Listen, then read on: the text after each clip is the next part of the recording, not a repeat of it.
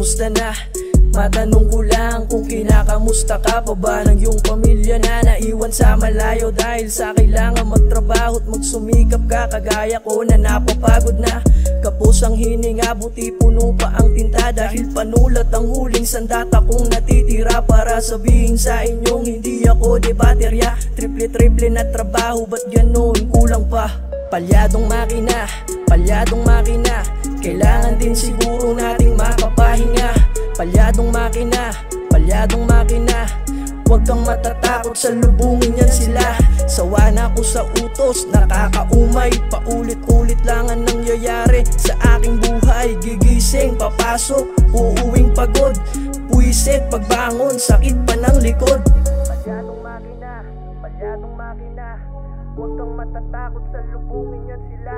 Sawa na ako sa utos, nakakaumay, paulit-ulit lang ang nangyayari sa aking buhay.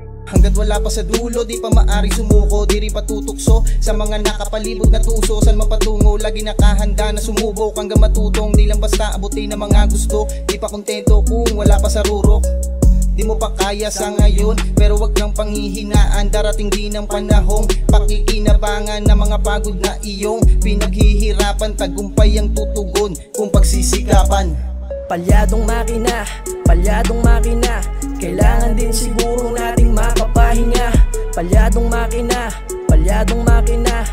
huwag kang matatakot, salubungin yan sila.